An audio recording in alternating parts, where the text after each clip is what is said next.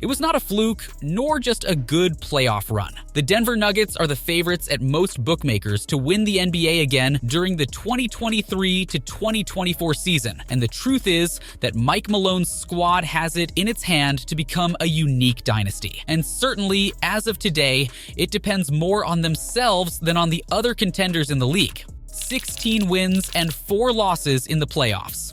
That was the Nuggets' record to reach the first championship in their NBA history. An 80% of wins in the playoffs for a team that has managed to keep most of the core that has allowed them to achieve success. And that will again have almost the same key players than the previous year, but with more experience. Little can be added about Nikola Jokic. The Serbian has had 3 of the 5 best seasons in NBA history in BPM, a statistic that has an enormous ability to predict the MVP of the season. And the remaining 2 belong to none other than Michael Jordan and LeBron James. The way he is playing is reconverting the center position and its functions, and there is no reason not to think that he is not the best player in the league today.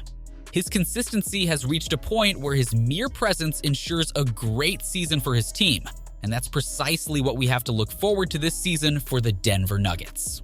But the truth is that the team has lost some of its most important assets during the month of July. On the 1st of this month, when free agency began, the contracts of Bruce Brown, Thomas Bryant, Jeff Green, Reggie Jackson, DeAndre Jordan, and Ish Smith came to an end. And with them went part of the team's rotation minutes, which belonged to these players who, after their performance, have gotten better contracts elsewhere. Michael Malone, current head coach, and Calvin Booth, GM of the team, have had their work cut out for them in recent months. However, Joker's partner in the paint will be an old acquaintance. Aaron Gordon will face his 10th NBA season and is 4th with the Denver Nuggets as the team's starting power forward in a similar role to last year, after his career season in which he averaged 16.3 points, 6.6 rebounds, and 3 assists per game with an incredible 56% shooting from the field. Gordon has become a vital part of Malone's defensive system. Another forward with ball handling skills and great versatility, as is the case with many of his teammates. And a very intelligent off-the-ball player, which is always necessary when sharing a team with Jokic. But this interior duo has already proven their chemistry. The Nuggets' most important perimeter piece will once again be Jamal Murray. The Canadian has been unavailable, like Jokic with Serbia, with his national team during the World Cup. And yet, in both cases, their national teams have medaled without them. But the truth is that both players deserved a good rest after such a long season. Murray averaged 26.1 points, 5.7 rebounds, and 7.1 assists per game during the playoffs, upping his game in a big way from his regular season.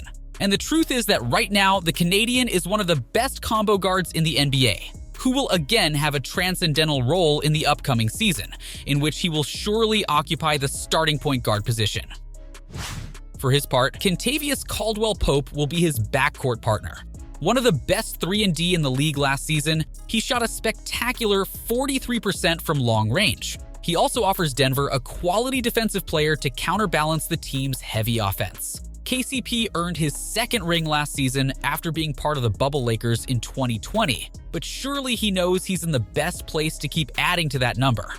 And the last starting spot for the Denver Nuggets will almost certainly be occupied by Michael Porter Jr., a player who was heavily criticized for his poor offensive contribution during the past playoffs compared to his regular season, but who did a very underrated job on the defensive end of the court. When Porter is hot, he is one of the best three-point shooters in the entire league, as well as having a good ability to create his own shot because of his tall height and wingspan.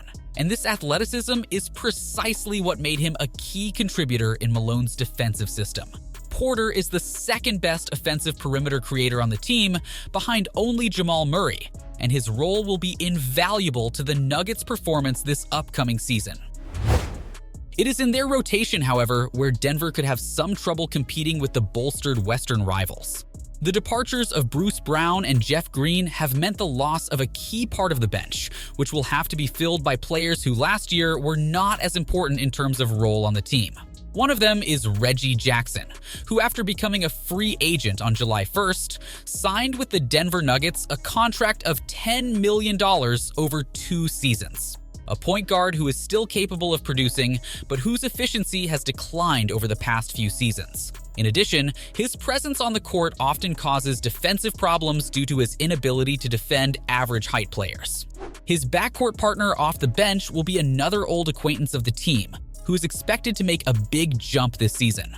Christian Braun was part of the team's rotation throughout the regular season and playoffs in his rookie season, but this year he will have to step up in terms of his role. A good-sized player at 6'7" who will offer the Nuggets a role completely opposite of Reggie Jackson. Braun is far from a playmaker despite playing guard, but who needs that with Jokic? His importance will be critical when it comes to defending and attacking the paint, where he already had success during the minutes he played last season. After a difficult season for Justin Holiday, in which he played only 46 games between Atlanta Hawks and Dallas Mavericks, the current situation is much more optimistic. Not only will Justin have a much more important role in Denver, being basically the third best option from the forward position, but also his defensive responsibility will be vital in the team's success. A player already far from his best level, but who is obliged to play a good role. Because the other bench player the Nuggets are counting on at the forward position will be Peyton Watson, a sophomore player this year who last season hardly enjoyed any minutes with the team, and whose most notable performance is on the defensive side of the court. This one-dimensionality of the bench forwards can cause problems when it comes to creating offense, and Malone will have to take this into account when making his rotations. Finally, in the tricky role of giving Nikola Jokic minutes off the bench, the Nuggets will likely use Zeke Naji, an undersized player for the position, but at least he has been with the franchise for 3 years and is perfectly adapted to the team's philosophy. After so long, he hasn't finally made it into the team's regular rotation, but this year he will not only have the option, but the obligation to do so. Finally, Denver will continue to count on DeAndre Jordan, who really isn't a valid option for the long term.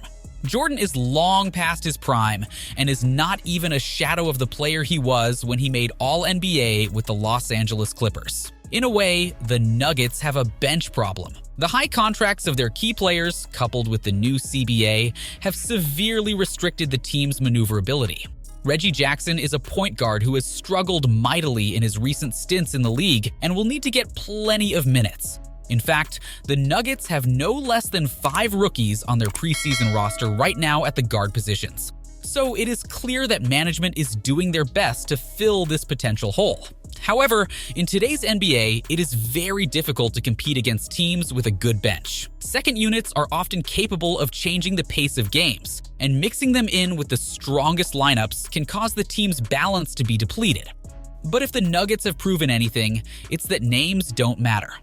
Malone has done a splendid job of finding roles for pieces that a priori were not highly valued by other GMs, as in the case of Bruce Brown, and has turned them into top-tier role players. So expect to see more of the same this year, with the increased responsibilities of players like Christian Braun. And if that wasn't enough, in the paint, they will have the best passing center in the history of the league. In addition, none of the team's most important players have left this summer, so the repeat option is completely achievable. But will that be enough to make it?